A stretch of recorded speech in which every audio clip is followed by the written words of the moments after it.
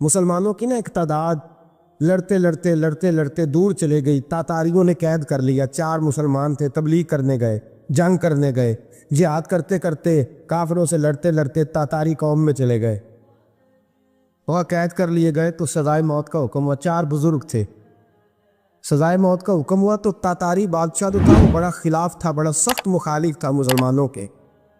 اس نے کہا کہ ان کو جب پھانسی دینا نا مسلمانوں کو تو میرے سامنے دینا. اب 4 عالم ہیں, 4 صوفی ہے, سفید داڑیاں, سر پہ امامے. پھانسی کا وقت آیا تو جو پھانسی گھاٹ ہے وہ ایک ہے, چاروں کو کٹھے پھانسی نہیں ہو سکتی. ایک کو کہا کہ ایک ایک کر کے ان کو پھانسی دو. جب پھانسی کا وقت آیا نا تو جو سب سے پیچھے سے ہوئی تھے وہ دوڑ کے آگے آئے, کہنے لگے بادشاہ پہلی باری میری لگا, پہلی. اب بادشاہ نے کہا ٹھیک ہے اسے لٹکا دو. وہ قریب آئے تو دوسرے دوڑ آئے, کہنے لگے نہیں نہیں پہلی باری میں نے زیادہ کافر قتل کیے, میرا بڑا جرم ہے, مجھے پہلے سزا دو. ان کو پھانسی دینے لگے تو تیسرے آ گئے, کہنے لگے نہیں یہ تو میرا قتل کرتا تھا, رستے میں بتایا کرتا, ڈھونڈ کے میں بتلاتا تھا کہ یہاں زیادہ تعداد ہے, مجھے پہلے پھانسی دو. تیسرے کے ساتھ بات ہو رہی تھی تو چوتھا دوڑا آیا, کہنے لگا یہ رستے بتاتا تھا, یہ تبلیغ کرتا تھا, یہ سارا کچھ کرتا تھا, لیکن کہا یہ کہتے تھے چلو واپس چلتے ہیں, میں جانے نہیں دیتا تھا. میں کہتا تھا اور کافر مارنے اور علاقے فتح کرنے, میرا جرم بڑا ہے, مجھے پہلے پھانسی دو. بادشاہ کہنے لگا مجھے 35 سال ہو گئے حکومت کرتے, بڑی دنیا کو پھانسی دی ہے, لوگ تو ایک دوسرے کو دھکے لیتے ہیں کہ پہلے تو جا پہلے تو جا, اور تم کیسی قوم ہو کہ ایک دوسرے پہ قربان ہو رہے ہو. کہنے لگا تم ایک باپ کی اولاد ہو, جاگ رہے ہیں آپ لوگ. تاتاری بادشاہ, کافر بادشاہ, اسلام کی مخالفت کرنے میں, ایک باپ کی اولاد ہو کا نہیں, ایک قبیلے کے رہنے والے ہو کا نہیں, ایک ملک کے رہنے والے ہو نہیں. اس نے کہا رشتہ کیا ہے, تمہارا رشتہ کیا ہے؟ تو بول کے کہنے لگے خدا ایک ہے, نبی ایک ہے. خدا ایک ہے اور نبی منفعت ایک ہے, اس قوم کی نقصان بھی ایک ہی, سب کا نبی اللہ بھی, قرآن بھی ایک. کیا ہی اچھا تھا ہوتے اگر مسلمان بھی ایک, یوں تو سید بھی ہو, مرزا بھی ہو, افغان بھی ہو, تم سبھی کچھ ہو بتاؤ کہ مسلمان بھی ہو. فرمایا ہمارا اللہ ایک ہے, نبی ایک ہے. تو کہا پھر ایک دوسرے پہ جان کیوں دیتے ہو؟ فرمایا ہمارے نبی نے ہمیں بھائی بھائی بنا دیا ہے, بھائی کا دل نہیں کرتا اس کی آنکھوں کے سامنے بھائی چلا جائے, ہمارا دل نہیں کرتا پہلے مجھے دے پہلے مجھے دے. بادشاہ کہنے لگا تمہارا جذبہ مجھے متاثر کر گیا, جاؤ میں تم چاروں کو آزاد کرتا ہوں, تمہیں آزاد کرتا ہوں. میرے دوستو یہ رنگ تھا, دیکھیں نا, یہ اس ترتیب نظام دیکھا نا, اس فلک میں پہلی بار دیکھا, اس زمین نے پہلی بار. اور میرے حضرت صاحب فرمایا کرتے تھے زمین تڑپ کے روئی, اس نے پہلی دفعہ دیکھا. حضرت ابو عبیدہ بن جراح نے میدان بدر کے اندر جب جنگ کا تبل بجا, حالات بگڑے, جناب ابو عبیدہ بن جراح کہتے ہیں تاریخ نے ایک عجیب موڑ پہ مجھے لا کے کھڑا کیا. آپ فرماتے ہیں میرے لیے اللہ نے جو آزمائش رکھی وہ سب سے بڑی رکھی. فرمانے لگے جب میں میدان میں نکلا تو کافروں نے میرے سامنے جس کو لا کے کھڑا کیا وہ میرا سگا باپ تھا. اب فرماتے ہیں اب مشکل بن گئی, عشق تیاگ دو میں ایک برابر, تے عشق دا سیک بدھیرا, اگ تے ساڑے ککھ تے کانے, تے عشق ساڑے تن میرا, تے اگ دا دارو می تے پانی, کوئی دسے ہے عشق دا دارو کیڑا, بلے شاہ تھے کچھ بھی نہیں بچدا جتے عشق ہوراں دا ڈیرا. فرمانے لگے اب میرے لیے سامنے باپ, ادھر بیٹا. اب فرماتے ہیں 2 رستے تھے, باپ بچاؤں یا رسول اللہ کا دین بچاؤں. 1 منٹ تھا فیصلہ کرنے کے لیے کہ ابا بچے گا یا دین بچے گا, کفر بچے گا یا اسلام بچے گا. فرماتے ہیں میں نے منٹ پورا نہیں سوچا, میں نے تلوار اٹھائی, باپ کی گردن کاٹ کے گرائی اور رسول اللہ کا دین بچا لیا. باپ کی گردن کٹ کے گری اور نبی پاک کا دین بچ گیا, بچا لیا رسول اللہ کا دین. حضرت عمر نے ماموں کو مارا. حضرت مصعب ابن عمیر کہتے ہیں تاریخ مجھے بھی لا کے کھڑا کرتی ہے بدر کے میدان میں, تو کفر کا لبادہ اوڑھ کے جب سامنے آیا تو وہ میرا سگا بھائی تھا, سگا بھائی. حضرت عمر ملک شام جاتے ہیں, جب فتح ہوتے ہیں حضرت سعد بن ابی وقاص بلاتے ہیں شام جاتے ہیں تو حضرت عمر کہتے ہیں شام آئے یار سب سے پہلا کام یہ کر بلال کا تو پتہ کر. یہاں سنا ہے بلال حبشی کا مکان بھی کہیں نیڑے نیڑے ہے, پتہ تو کر. حضرت بلال حبشی حضرت سیدنا سعد کہنے لگے حضور بلا نہ لے. فرمایا نہیں, وہ مصطفیٰ کا غلام ہے تو میرا تو امام ہے, میں گھر ملنے جاؤں کا گھر رحماؤ بینہم. کالے رنگ کے حبشی غلام سیدنا بلال حبشی کو ملنے گھر گئے اور جناب عمر جا کے بیٹھک میں انتظار کرنے لگے, گویا ڈرائنگ روم میں بیٹھے انتظار ہونے لگا. جناب سیدنا بلال آئے تو حضرت عمر اٹھ کے کھڑے ہوئے. ملک شام کے لوگوں نے یہ منظر عجیب دیکھا کہ جناب عمر فاروق ایک حبشی کے لیے کھڑے ہوئے, اور جب کھڑے ہوئے تو حضرت بلال کہنے لگے عمر بیٹھ جاؤ, یہ کیا کر رہے ہو؟ حضرت سیدنا عمر رو پڑے, کہنے لگے بلال تو حبشی پہلے تھا, جب سے رسول اللہ کا غلام بنا ہے ساری امت کا امام بن گیا, ساری امت کا تو امام بن گیا ہے جب سے تو نبی پاک صلی اللہ تعالی علیہ وسلم کا غلام بن. بھائی یاد رکھے جب اشداء علی الکفار کی بات تھی تو اپنے سگے قتل ہو گئے, اور جب رحماء بینہم کی بات تھی تو پھر یہ نہیں دیکھا یہ حبشی ہے. توجہ ہے میری بات پر؟ جاگ رہے نا آپ لوگ, ادھر دیکھیں. پھر یہ نہیں دیکھا کہ یہ حبشی ہے, یہ رومی ہے, یہ کون ہے, پھر یہ دیکھا کہ یہ رسول اللہ کا غلام ہے صلی اللہ ہو. ہمارے ہاں تو نفرتیں پھیل گئی ہو, وہ بس کرو جی بنگالیوں سے جان چھڑاؤ, وہ بس کرو جی فلانے سے, وہ بس کر یار, رہن سہن اپنا اپنا ہوتا ہے, لیکن مسلمان جس طرح کا بھی ہو اس کے ساتھ نفرت کرنے کی اجازت نہیں ہے. پہلی بات اشداء علی الکفار, دوسری بات رحماء بین. اب تیسری بات ہے تراہم رکعا سجدا یبتغون فضلا من اللہ ورضوانا. میں نے جو شروع میں بات کی تھی نا کہ اگر خانہ کعبہ میں 40-50 لاکھ حاجی مل کے دعائی مانگ لیتا, دعائی مانگ لیتا مل کے تو کمال ہو جاتا. حضرت ابو بکر صدیق رضی اللہ تعالیٰ عنہ سے کسی نے پوچھا تھا بدر میں فتح کیسے ہوئی؟ اب بھی مسلمان کہتے ہیں نہیں جی کیسے لڑیں گے جی, ہمیں اپنا بڑا مسئلہ ہے. یہ کمزور لوگوں کی باتیں, کمزور جو خدا والے ہوتے ہیں ان کی یہ سوچ نہیں ہوتی. یہ آرزو کرم اور میں آپ سے کروں, یہ بھیک اس کو جی دیے جس کا خدا نہ ہو. یہ کمزور لوگ ہیں جو کہتے ہیں نہیں کیسے ہوگا, کس طرح ہوگا, جن کو پتا ہو کہ ہماری غیبی طاقت ہے. ہماری حضرت ابو بکر صدیق رضی اللہ تعالیٰ پوچھا جناب بدر میں کیسے جیت گئے؟ تلواریں زیادہ تھی, نیزے زیادہ تھے, یا آپ کو جاسوسی زیادہ تھی, پتہ زیادہ تھا کہ یوں قابو آئیں گے کافر؟ تو ابو بکر صدیق فرمانے لگے نہ نیزوں سے جیتے نہ تلواروں سے جیتے, ہم جو بدر میں جیتے ہیں تو مصطفیٰ کی نمازوں سے جیتے. ہمیں جو بدر میں کامیابی ملی تو رسول اللہ کی دعاؤں کی برکت سے ملی. فرمانے لگے کافر ساری رات شرابیں پیتے رہے, ساری رات وہ ناچ گانے میں مصروف رہے, اور میں حضور کے خیمے میں موجود تھا, نبی پاک ساری رات نماز پڑھتے رہے, ساری رات حضور نماز پڑھتے رہے, ساری رات اللہ سے دعا کرتے رہے. فرمایا صبح جو کامیابی ملی تو یہ مصطفیٰ کی نمازوں کی برکت سے ملی. ایک بزرگ کی میں بات سن رہا تھا, وہ کہہ رہے تھے اب نمازیں عبادتیں ریاضتیں بعد میں کرنا, پہلے جہاد کرو. کہہ رہے تھے اب نکل کر خانقاہوں سے ادا کا رسم شبیری, عبادتیں ریاضتیں تلاوتیں درود بعد میں ہوگا, پہلے جہاد. تو میں نے کہا صاحب عبادتیں تلاوتیں درود ہو کہاں رہا ہے, پہلے وہ جگہ تو بتائیں. خانقاہوں پہ تو عرس ہو رہا ہے, سال کے بعد ڈھول لگ رہا ہے. وہ جو زمانہ تھا نا کہ خانقاہ شریف پہ شام تک قرآن مجید ختم ہوگا, فجر کے بعد 50,000 درود پڑھا جائے گا, وہاں لوگ آئے ہیں تو وہاں ذکر کرتے کرتے لوگ اس قدر مست ہوئے کہ انہیں ہوش ہی نہیں کہاں کہ کہاں گئے. وہ تو دور ختم ہو گیا. اب کہاں ہے خانقاہ میں؟ اب تو نظر نیاز رہ گئی, ختم شریف رہ گیا, عرس پاک رہ گیا, باقی تو معاملہ ختم ہے. وہ کہاں گیا معاملہ سارا؟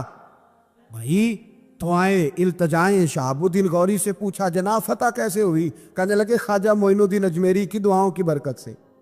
فرماتے ہیں بابا دعا مانگتا تھا, ہم جہاد کرتے تھے, اللہ کامیابی دے دیتا. بھائی وہ عبادت, وہ ریاضت, وہ مسلمان جو رات کو اپنے رب کو منا لیا کرتا تھا, وہ اپنی عبادت کے زور پر اللہ تبارک و تعالیٰ کی بارگاہ میں آہو زاری. حضور نے فرمایا الدعاء صلاح المومن, دعا مومن کا ہتھیار ہے. دعا مومن کا, بول کے بتانا ہے, دعا مومن کا. فرمایا مومن یہ ہتھیار چلا سکتا ہے, یہ ہتھیار کافر کے پاس موجود حضرت زید بن حارثہ رضی اللہ تعالیٰ عنہ کو نہ پکڑ کے کچھ کافر ان کو پکڑ کے لے گئے تو ایک درخت کے ساتھ باندھ لیا، کہنے لگے تمہیں قتل کریں گے، حضور کے صحابی ہیں رضی اللہ تعالیٰ۔ جب کافر آپ کو قتل کرنے لگا نا تو انہوں نے درخت کے ساتھ اچھی طریقے سے ٹانگیں باندھ لی، ہاتھ باندھ لیے، گردن باندھ لی، کہنے لگا بلا اپنے رب کو۔ تو حضرت زید رضی اللہ تعالیٰ عنہ فرمانے لگے میں تو شہید ہونے کو تیار تھا، لیکن تو نے آزمانے کا پروگرام بنایا تو ٹھیک ہے، میں پھر بلانے لگا ہوں اپنے رب کی مدد کو، اے اللہ مدد فرما۔ اس نے اتنی دیر میں تلوار نیام سے نکال لی، اے اللہ مدد فرما۔ اس نے جب تک دونوں ہاتھوں میں تلوار سونت لی، اے اللہ مدد فرما۔ جب تیسری بار آپ نے یہ کہا تو اس نے تلوار اٹھائی، کہا اللہ مدد فرما۔ حضرت زید رضی اللہ تعالیٰ عنہ کہتے ہیں جب چوتھی بار میری زبان سے لفظ نکلے، کافر کے ہاتھ میں تلوار تھی پر گردن بھی اس کی کٹ کے نیچے گر گئی، کہ گردن کٹ کے اسی وقت نیچے گری۔ مجھے کسی نے کھولا، نہ مارنے والا نظر آیا، نہ گردن کاٹنے والا نظر آیا، نہ مجھے کھولنے والا۔ تو میں نے کہا آنے والے تو بتا تو سوئی تو کون ہے؟ تو کہنے لگے میں جبریل امین ہوں، میں جبریل امین ہوں، میں جبریل، مجھے دشمنوں نہ چھیڑو، میرا ہے کوئی جہاں میں، مجھے دشمنوں نہ چھیڑو، میرا ہے کوئی جہاں میں ابھی پکار لوں گا، نہیں دور ہے مدینہ۔ کہا جب تو نے، حضرت جبریل کہنے لگے جب تو نے پہلی دفعہ کہا نا اللہ مدد فرما تو میں سدرۃ المنتہا پہ تھا، مجھے حکم ہوا جبریل دیر نہ کرنا۔ فرماتے ہیں جب دوسری دفعہ تو نے کہا نا اللہ مدد فرما تو میں 7ویں آسمان پہ تھا، اور جب تیسری دفعہ کہا مدد فرما تو میں پہلے آسمان پہ تھا، اور فرمایا جب تو نے کہا چوتھی دفعہ اللہ مدد فرما تو میں تیرے سرانے کھڑا تھا، میں تیرے سرانے۔ تو بھائی اب تو اجتماعی دعا بھی نہیں رہی ہماری، اب تو یہ والا سوتا بھی، اکبر الآبادی نے کہا تھا مصیبت میں بھی اب یاد خدا ہم کو نہیں آتی، دعا منہ سے نہ نکلی جیبوں سے عرضیاں نکلی۔ اب بھی ہم کہتے ہیں کریں گے بات، سفیر کو بلائیں گے، ہم نے کہا ہے اس کو تو مان جائے گا وہ آپ کی بات؟ وہ بچے کاٹ رہا ہے تو اس کو گھر بلا رہا ہے۔ ابھی تک ایک اتنا سا سٹینڈ کہ ان کا جو دفتر ہے سفارت خانہ وہ بند کر دیا جائے، اتنی بھی توفیق نہیں ہوئی۔ کہتے ہیں ٹھیک ہے شور شروع ہو رہا ہے بس چپ کر دیں گے سارے۔ خدا را خواب غفلت سے اٹھو، بیداری حاصل کرو، اور کچھ نہیں ہو سکتا تو کھل کے دعا تو مانگو ان کے لیے دعا تو مانگو۔ اللہ بڑا کریم ہے، وہ جب مدد کرنے پہ آتا ہے تو پھر بڑے بڑے کافروں کے مقابلے میں اپنے بندوں کی مدد فرماتا ہے۔ اور میں یہ پیغام دینا چاہتا ہوں عالم کفر کو بھی، یاد رکھے رب کریم جب مدد کرنے پہ آئے تو اکیلے حضرت ابراہیم اور ایک طرف پوری ملت ہو تو اللہ اپنے خلیل کو بچا لیا کرتا ہے۔ رب کریم کی رحمت کاملہ جب فیصلہ کر لیتی ہے تو پھر نمرود جیسے سپر پاور طاقت کو رب کریم مچھر سے مروا دیا کرتا ہے۔ اللہ تبارک و تعالی، یہ تو مسلمان کا دعا والا سوتا ہے، وہ نکل کر خانقاہوں سے ادا کر رسم شبیری، یہ تو تب ہوگا جب خانقاہ کے اندر کوئی ذکر فکر عبادت ہو رہی ہو، اور جب وہاں حال ہی کوئی نہیں، وہاں تو رقص و سرور ہے، وہاں تو بس جھوٹی تعریفیں ہیں، ہر آدمی نے ایک بندہ ساتھ رکھا ہوا ہے تعریفیں کرنے کرانے والا، وہ تو معاملہ ہی اور ہو گیا ہے۔ حضرت سیدنا مولا علی شیر خدا کرم اللہ تعالیٰ وجہہ الکریم ساری زندگی کہتے رہے اللہ علی نے میدان میں عمر گزاری ہے، اسے شہادت کی موت عطا فرما۔ او بھائی یہ تو شہادتیں مانگنے والے۔ حضرت امام حسین میدان کربلا میں کھڑے تھے، شمر کہنے لگا حسین تیری چاروں جانب موت ہے، تو آپ فرمانے لگے تجھے ابھی ہمارا پتہ ہی نہیں، موت سے تو ہمارا پیار چلتا ہے، اور فرمایا یہ شہادت تو ہمارا پیچھا کرتی ہے، پہنچ جاتی ہے جہاں ہم ہوتے ہیں، موت سے ڈرا رہا ہے۔ مسلمان کا مرنے کو دل نہیں کرتا، ورنہ وہ اتنی بڑی کوٹھی میں کون رہے گا؟ مرنے کو دل اس لیے نہیں کرتا کہ وہ جو 6 کروڑ 10 کروڑ ڈالر لوٹ کے رکھے ہیں، مر گئے تو کھائے گا کون؟ وہ فقیر فاقہ مست تھے، ان کا گھر ہی کوئی نہیں تھا، ان کے بینک بیلنس ہی کوئی نہیں تھے، وہ کہتے تھے گھر ہمارا ہے وہ جو ہمارے رب نے تیار کیا ہوا ہے، ہمارا بینک بیلنس ہے وہ جو ہمیں جنت میں جا کے ملے گا۔ ان کا تو یہ کھاتا ہی کوئی نہیں تھا، اس لیے وہ شہادت کی۔ حضرت عمر بن جموع رضی اللہ تعالیٰ عنہ میدان احد میں 4 بیٹے لے کے آئے۔ کتنے بیٹے؟ بول کے بتائے۔ 4 بیٹے لے کے عمر بن جموع آئے، اور خود ایک ٹانگ سے لنگڑے سے آپ بھی ہیں, ٹانگ چوٹی ہے. حضور کے سامنے کھڑے ہوئے کہا محبوبہ میرے 4 ہی تھے, میں 4 لے آیا ہوں, قبول کر لے. تو حضور نے فرمایا تو کیوں تلوار اوڑے آیا ہے, یہ تو نے کیوں گلے میں اسلحہ ڈالا ہوا ہے؟ کہا یا رسول اللہ میں نے بھی تو جانا ہے نا. تو حضور نے فرمایا 4 بیٹے جو ہیں. تو حضرت عمر بن جبو نے بات کی, صحابہ کہتے ہیں لبوں سے مسکرا رہے تھے, آنکھوں سے رو رہے تھے. کیا عجیب انداز ہے. حضور نے فرمایا عمر 4 بیٹے جو آ گئے تو رہنے دے. تو حضرت عمر رو پڑے, کہنے لگے محبوبہ کیا لنگڑے جنت میں نہیں جائیں گے؟ کیا حضور میں لنگڑا ہوں تو میرے لیے جنت کوئی نہیں؟ میرے حبیب پاک سید عالم صلی اللہ علیہ وسلم نے فرمایا عمر تو ضرور جنت میں جائے گا. کہا محبوبہ پھر بچے بعد میں جائیں گے, میں پہلے میدان میں جاؤں گا. مسلمان کی سوچ کے خلاف ہے یہ بات, یہ قرآن کی فکر کے خلاف ہے کہ اپنی فکر کرو.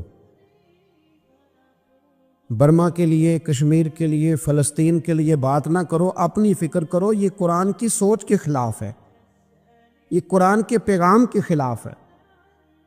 اس لیے کہ اگر صرف اپنی بات ہوتی تو آمنو اور عامل الصالحات پہ بات ختم ہو گئی ہوتی, پھر بات آگے نہ چلتی. جب کہا گیا وتواصوا بالحق, حق بات کی تلقین کرنی ہے. اگر بات صرف اپنی ذات کی ہوتی تو ٹھیک ہو گیا تھا, نماز پڑھی, روزہ رکھا, حج کیا, ختم ہو گئی.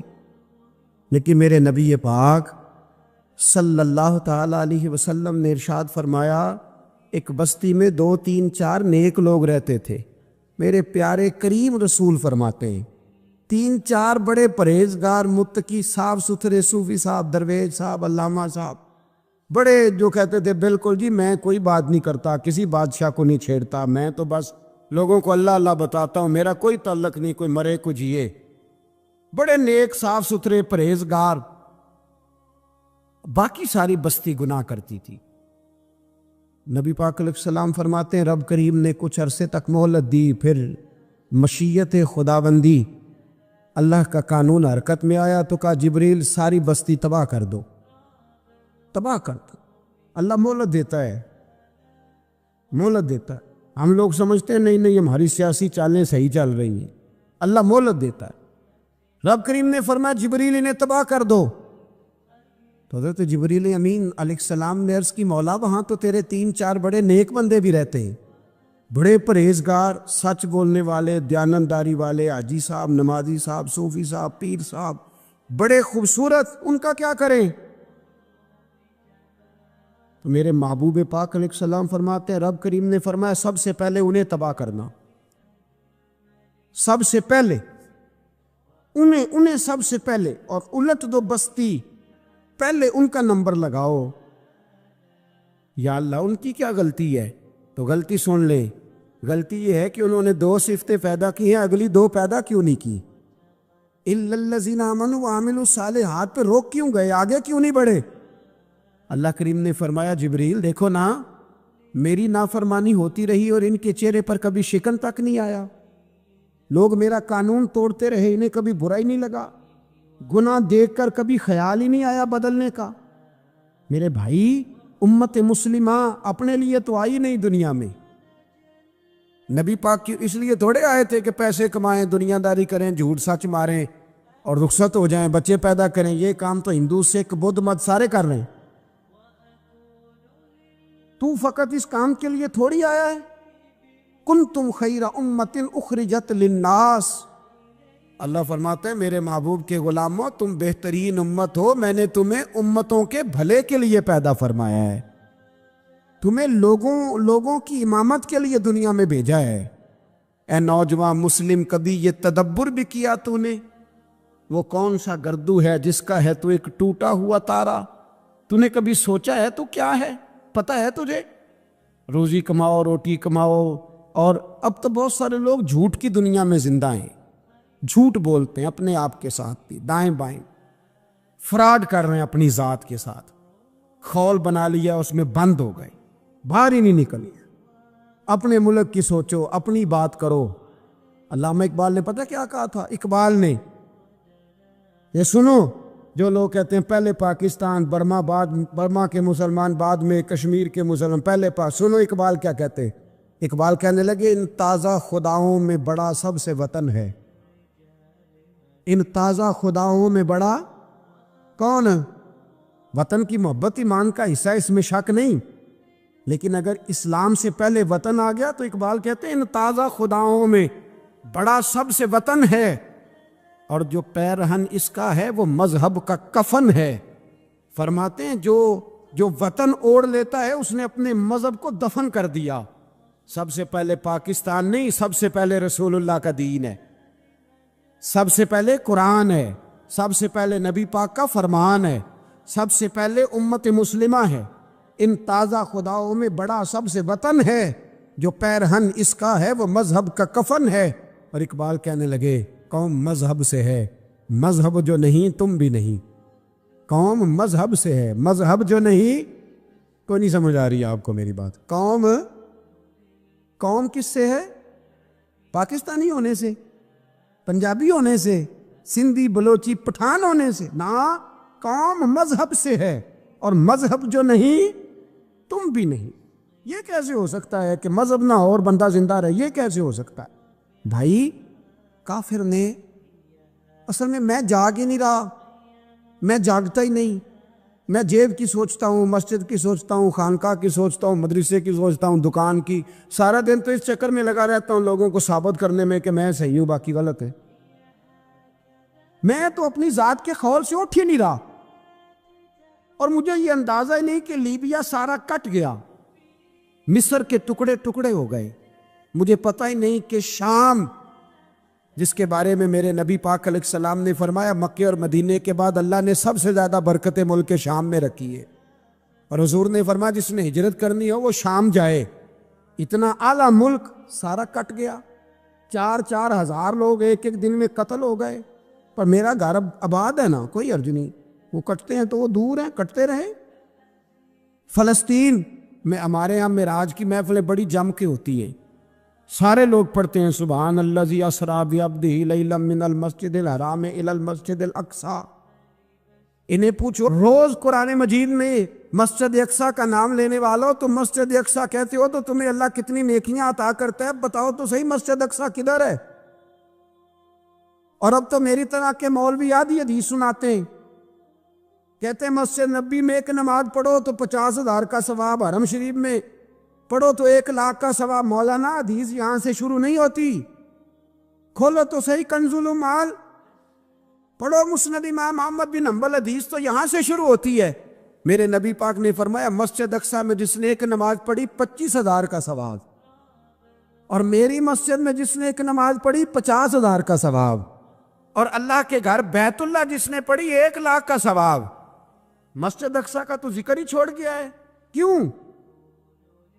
وہ مسجد جس کی طرف منہ کر کے 15 سال میرے نبی پاک نے نماز ادا کی، کس نے؟ بولیے گا 15 سال تک، 2 ہجری میں 13 سال مکے میں، 2 سال مدینے میں، مسجد اقصی کی طرف جدھر منہ کر کے تیرے اور میرے رسول نماز پڑھتے رہے۔ آج وہ مسجد یہودی کے قبضے میں ہے، کئی جمعے تالا رہتا ہے، وہاں نماز نہیں پڑھنے دی جاتی۔ مجھے کیا لگے اس بات سے، میری مسجد میں تھوڑی لگا ہوا ہے۔ ایسی ہوا چلی ہے کہ ہر شخص سوچتا ہے تمام شہر جلے بس ایک میرا گھر نہ جلے۔ بھائی یہ وہ دور ہے جس دور میں ذرا سی بھی کسی شخص کو تکلیف ہوتی ہے تو عالمی میڈیا پہ بات جاتی ہے، موبائل جیبوں میں فوراً تصویریں کیش ہوتی ہیں۔ میں اور آپ، ہمارا اس قوم سے تعلق ہے جس قوم کے بچے کٹ گئے، ذبح ہو گئے، عورتوں کے پستان کاٹ کے برما کے بدھوں نے ان کے کباب بنا کے کھا لیے، چھوٹے چھوٹے بچوں کی لاشیں انہوں نے لٹکا ڈالی۔ اور یہاں میں حکومت کی کیا بات کروں، یہاں کسی سیاستدان کو مکھی کاٹ جائے تو ہمارے پھٹے آباد ہو جاتے ہیں بحث کرنے کے لیے۔ ہمارے اپنے لوگ، عام آدمی نہیں بات کرتا، عام آدمی نہیں نکلتا، عام شخص کو فکر ختم ہو گئی۔ بھائی سب سے بڑھ کر بہترین مسجد کے خطیب امام حسین تھے۔ مسجد نبی سے بڑی بھی کوئی مسجد ہوگی جس ممبر پر رسول پاک بیٹھ کے خطبہ دیا کرتے تھے؟ اور میرے مصطفیٰ کے آستانے سے بڑا بھی کوئی آستانہ ہوگا جس کی سجادگی امام حسین کے پاس تھی؟ کہتے ہیں ہمارا کیا تعلق، ہمیں کیا لگے، جو مرضی ہوتا پھرے۔ امام علی مقام آرام سے مسجد نبی میں بیٹھے تھے، زمانہ پوری دنیا سے جاتا تھا، ہاتھ چومتا تھا، قدموں میں بیٹھتا تھا۔ اتنے بڑی عظمت والی بھی کوئی شخصیت ہوگی جس کے رگوں میں رسول اللہ کا خون دوڑتا ہے، جسے حضور اپنی زبان مبارک اس طرح وہ چوسا کرتے تھے جیسے عرب کے لوگ پیاس کے عالم میں کھجور چوسا کرتے تھے۔ اتنا بڑا بھی کچھ شخص تھا، لیکن جب دین پہ کڑا وقت آیا تو حسین نے مسجد کی خطابت نہیں بچائی، آستانہ نہیں بچایا۔ امام علی مقام نے کہا کوفہ لٹتا ہے تو لٹتا رہے، دمشق میں فساد ہوتا ہے تو ہوتا رہے، وہ ملک شام کی بچیاں رو رہی ہیں تو روتی رہیں کہ ہم پہ یزید قابض ہو گیا، میری مسجد آباد ہے، کافی ہے نا۔ امام حسین نکلے اور نکل کے کہنے لگے جنت البقیع والی جگہ پہ کھڑے ہو کہ یا رسول اللہ میں جا رہا ہوں اور آپ کے لیے جا رہا ہوں، اس لیے کہ مجھے اس شام کو بچانا ہے جس شام میں رسول اللہ کا کلمہ پڑھنے والے لوگ بستے ہیں، مجھے کوفہ دمشق مصر کے لوگوں کو بچانا ہے۔ نانا تیرے کرم کے خزینے کی خیر ہو، میں جا رہا ہوں تیرے مدینے کی خیر ہو۔ نکل کھڑے ہوئے امام علی مقام، میدان میں نکلے، کس کے خلاف؟ کون تھا؟ یزید مسلمان تھا، اس وقت تک تو سب نے مسلمان لکھا ہے، جس نے کافر کہا شہادت امام حسین کے بعد کہا۔ جرم کیا تھا؟ میری گردن جھک جاتی ہے جب میں یہ بات کرتا ہوں، ایمانداری سے کہہ رہا ہوں، جوش خطابت نہیں، میری گردن جھکتی ہے جب میں یہ لفظ ادا کرتا ہوں۔ امام علی مقام اس شخص کے خلاف نکلے، سارے خطبے امام حسین کے پڑھ کے دیکھو۔ امام حسین نے فرمایا یزید شرابی ہے، شرابی مسلمانوں کا حکمران ہو سکتا؟ آپ نہ بولیں بے شک، پر بات تو سچی ہے نا۔ امام حسین نے فرمایا شرابی کو ووٹ دیا جا سکتا؟ فرمایا رنڈیوں کا ناچ دیکھتا ہے جو مجرے دیکھے، جو رنڈیوں کے ناچ دیکھے وہ مسلمانوں کا حکمران ہو سکتا؟ امام حسین میدان میں نکلے اور 18 سال کے علی اکبر سے لے کر 6 مہینے کا علی اصغر دے دیا، لیکن شرابی کو برداشت، بے حیا کو برداشت تو میں کیسے کرتے؟ دوستی قاتل سے بھی، مقتول سے یارانہ بھی، اپنی جیب سے فلیکسیں چھپوا کے ظالموں جابروں بدماشوں کو ووٹ دیتے ہو۔ امام حسین کو تیری دیگ کی ضرورت ہے جو تو 10 محرم پہ پکاتا ہے، چاولوں کی ضرورت ہے جو تو نے 9 محرم کو پکائے، ان کو اس بریانی کی عادت تھی جو تو نے پکائی ہے۔ میرے گھر میں فلاں MNA MPA صاحب آ گئے تھے، امام حسین کے گھر کے اندر یزید نے پیغام بھیجا، اس نے کہا جیسے کہو گے کر لوں گا، جتنے پیسے کہو گے دے دوں گا، جتنی مسجدیں کہو گے بنوا دوں گا، جتنے ادارے کہو گے تعمیر ہو جائے، مجھے نہ چھیڑو۔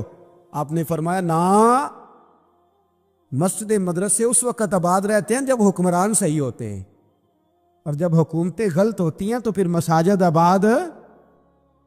اور آج دین نبی دا وانگ یتیمہ رووے تے کرلاوے تے آکھے میں کتھوں لبا عمر بہادر، میں کتھوں لبا عمر بہادر جڑا مینوں سینے لاوے۔ امام راضی کہتے ہیں کہ سیدہ فاطمہ الزہرا رضی اللہ تعالیٰ عنہ کے دونوں شہزادے حسنین کریمین بیمار ہو گئے تو سیدہ نے منت مانگی کہ بچوں کو شفا ہوگی تو 3 روزے رکھوں گی۔ شفا ہو گئی، روزے بھی رکھ لیے، اور جب مولا علی شیر خدا روزہ رکھنے کے لیے بیدار ہوئے، سیدہ فاطمہ الزہرا بیدار ہوئی تو امام حسن اور حسین بھی اٹھ گئے، 7-8 سال کی عمر ہے، اماں جی ہم نے بھی رکھنا ہے۔ صبح کھجور اور دودھ سے روزہ رکھ لیا گیا۔ این افطاری کے وقت مولا علی کہتے ہیں فاقے چل رہے تھے، کہیں سے میں جون لایا تھوڑے سے، سیدہ فاطمہ الزہرا نے پیس کر روٹیاں پکائیں۔ وہ وقت جو بڑا مشکل ہوتا ہے افطار کا، کہتے ہیں اس وقت جب کھانے کے لیے بالکل ہاتھ آگے بڑھنے لگے اور امید تھی کہ ابھی سیدنا بلال اللہ اکبر کہیں گے تو روزہ کھلے گا، لیکن ابھی چند ہی منٹ رہتے تھے کہ دروازے پر ایک فقیر نے صدا دی، کہنے لگا سارے مدینے کے دروازے کھٹکھٹا آیا ہوں، قحط ہے، فاقہ ہے، اے رسول اللہ کے خاندان والو، میں یتیم ہوں، کسی نے بتایا ہے کہ اور کوئی دروازہ کھلے نہ کھلے سیدہ کا دروازہ تیرے لیے ضرور کھلے گا، کیا یتیم کو روٹی ملے گی؟ تو حضرت مولا علی نے بچوں کی طرف دیکھا ہی تھا کہ امام حسن ساری روٹیاں جا کے دروازے پہ دے آئے، کھجور اور پانی سے افطار ہو گیا، صبح پھر کھجور اور دودھ سے روزہ رکھا۔ امام راضی کہتے ہیں عین وہ وقت جب افطار کا ٹائم آیا تو پھر دروازے پہ کسی نے صدا دی، کہا رسول اللہ کے خاندان والوں میں مسکین ہوں، رات سے روٹی کھائی ہے، نہ صبح کھا سکا نہ دوپہر، کسی نے بتایا ہے کہ اس دروازے سے خالی کوئی نہیں جاتا۔ امام حسن نے پھر سارا لنگر اٹھایا اور پھر جا کے دے دیا۔ تیسرا دن پھر ہوا، مجھے لگتا ہے کہ جب افطار کا ٹائم آیا ہوگا نا تو یہ خود ہی سارے دروازے پہ دیکھتے ہوں گے، یہ کوئی آیا نہیں لینے والا ابھی تک، لگتا ہے کہ نظریں دروازے پہ تھیں۔ عین افطار کے وقت 3 روٹیاں جب جاؤں کی پک کے آئی، ایک بھکاری نے صدا دی، کہنے لگا میں قیدی ہوں، آج ہی قید سے رہائی ملی ہے، پہلے دن کسی کے دروازے پہ صدا ملی ہے، دی ہے روٹی ملے گی۔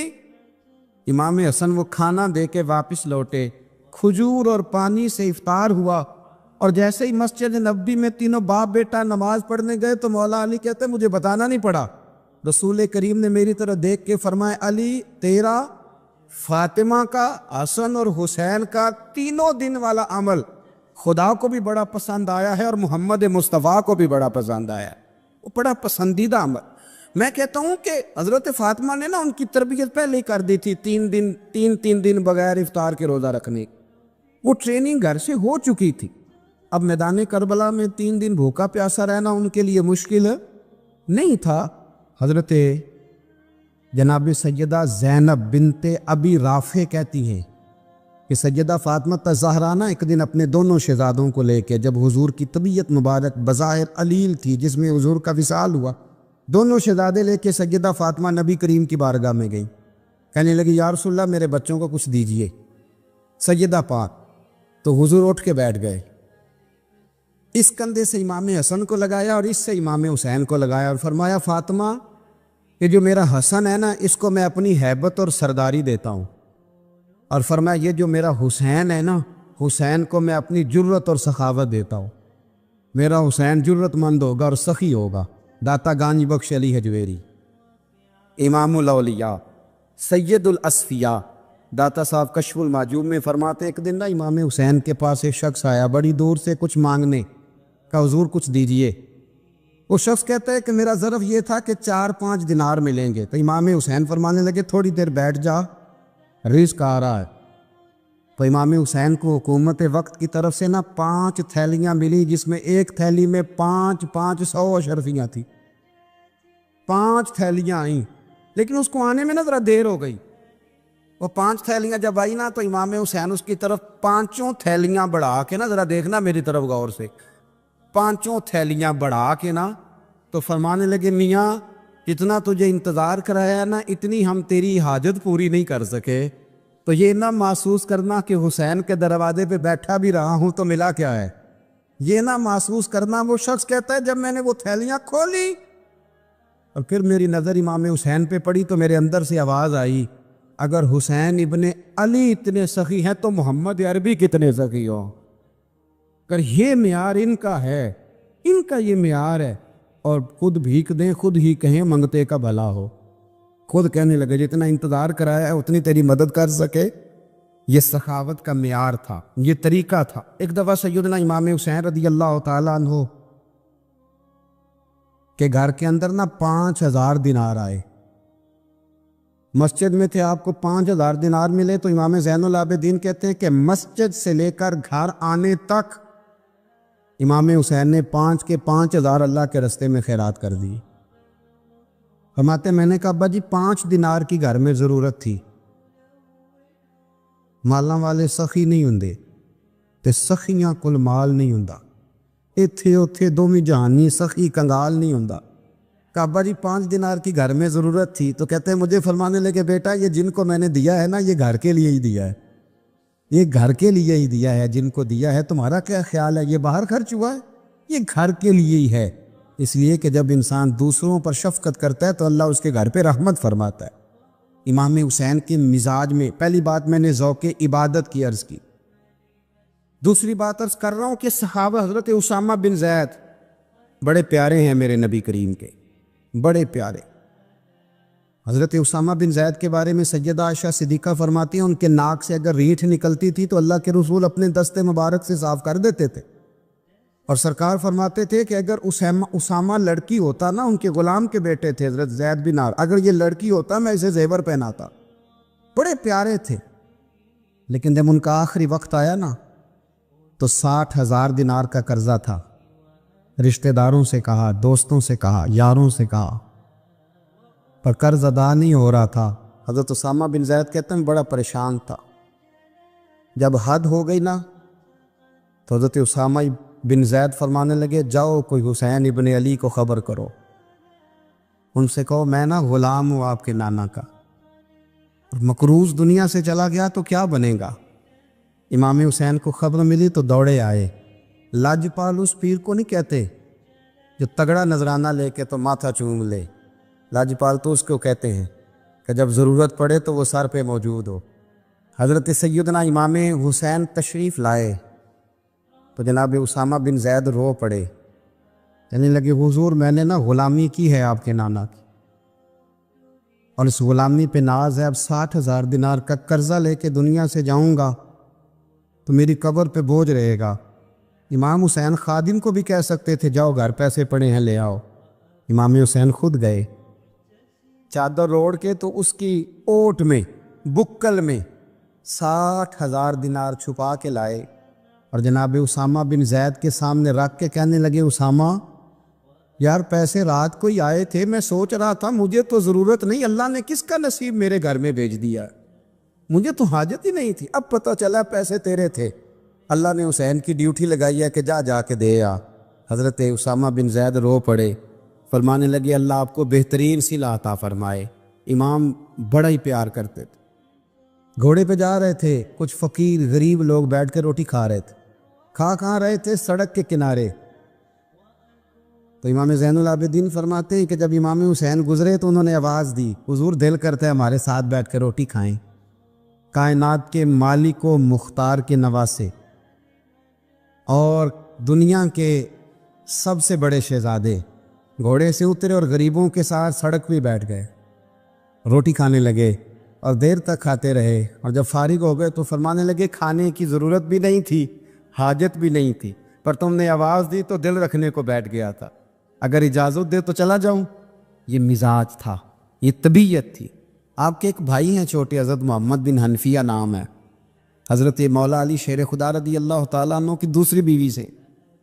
ایک دن حضرت امام حسین ان کے گھر میں بیٹھے تھے تو کسی بات میں نا اختلاف رائے ہو گیا، تو امام علی مقام ناراض ہو گئے، فرمایا آج کے بعد تیرے گھر نہیں آؤں گا،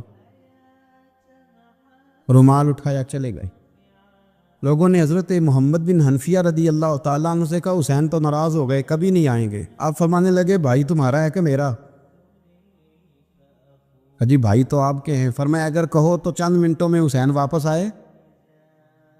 جناب ناراضگی ہو گئی ہے۔ فرمایا ناراضگی ہوئی ہے پر میں اس کے دل کی نرمی کو تو جانتا ہوں نا، اس کے مزاج کے اندر جو محبت ہے اس سے تو ابھی آئے۔ کہ جناب وہ کیسے؟ فرمانے لگے دیکھنا ذرا۔ تو امام حسین نے خط لکھا، حضرت محمد بن حنفیہ نے رکا لکھا، کہنے لگے حسین میرے باپ کا نام بھی علی ہے اور آپ کے باپ کا نام بھی علی ہے، پر ایک فضیلت ایسی ہے جس میں آپ کا مقابلہ نہیں کر سکتا، وہ یہ ہے کہ آپ سیدہ فاطمہ الزہرا کے لال ہیں، آپ محمد مصطفیٰ علیہ السلام کے نواسے ہیں۔ کہنے لگے بھائی جان آپ نے نانا جان کی وہ حدیث تو سنی ہوگی کہ دو لوگ ناراض ہو جائیں تو جو صلح پہلے کرے جنت میں پہلے جائے گا۔ فرمانے لگے دل میرا کر رہا تھا کہ پہلے صلح کر لوں، لیکن پھر بڑے بھائی کو پشت کروں گا جنت میں جاتے ہوئے، یہ بھی تو بے ادبی ہے نا۔ اب خط میں نے لکھ دیا ہے، آپ کا جو ارادہ ہو۔ امام حسین نے خط پڑھا تو آنکھوں میں آنسو آ گئے، پھر سے رومال اٹھایا۔ بچے پوچھنے لگے کہاں جا رہے ہیں؟ کہا بھائی کے گھر جا رہا۔ کہا آپ تو ناراض تھے؟ فرمایا تھا ناراض پر ہے تو میرا بھائی نا، ہو گئی بات ختم۔ بڑی دل میں نرمی، طبیعت میں سوز، لہجے میں گداز۔ حضرت امیر معاویہ رضی اللہ تعالیٰ عنہ نے ایک شخص کو بھیجا مدینہ منورہ شان سے، تو اس نے کہا میں نے امام حسین سے ملنا ہے، تعارف کیا ہے؟ جناب امیر معاویہ فرمانے لگے مسجد نبوی میں جانا جس کے گرد لوگ سب سے زیادہ ادب سے بیٹھے ہوں اور جس کی باتیں سب سے زیادہ میٹھی ہوں، اور جس کی نظریں سب سے زیادہ جھکی ہوں اور جس کے چہرے پر تمہیں سب سے زیادہ وقار نظر آئے وہی علی کے بیٹے حسین ہوں گے۔ جو سب سے زیادہ تمہیں وہاں ماحول کے اندر جو شخص نظر آئے پوچھنے کی ضرورت نہیں پڑے گی، وہ شخص کہتا میں مدینے آیا تو میں نے واقعی ایک شخص کو دیکھا، شہد کے گرد مکھیوں کا اتنا ہجوم نہیں ہوتا جتنا امام حسین کے گرد رسول اللہ کے غلاموں کا ہجوم تھا، لیکن نظریں جھکی ہوئی، باتیں میٹھی، لہجہ گداز گداز، لفظوں میں رانائی، اور لوگ کئی باتیں پوچھتے تو علی کے صاحبزادے ایک آدھ جملہ بولتے تو لگتا یہ کہ وہ جملہ سیدھا دل میں اترتا چلا جاتا ہے۔ امام علی مقام کے کردار میں کچھ باتیں بڑی زیادہ تھیں، بہت زیادہ تھیں، بڑا حسن تھا۔ ایک بات تو یہ تھی امام حسین رضی اللہ تعالیٰ عنہ کا علم و فضل بڑا کمال کا تھا۔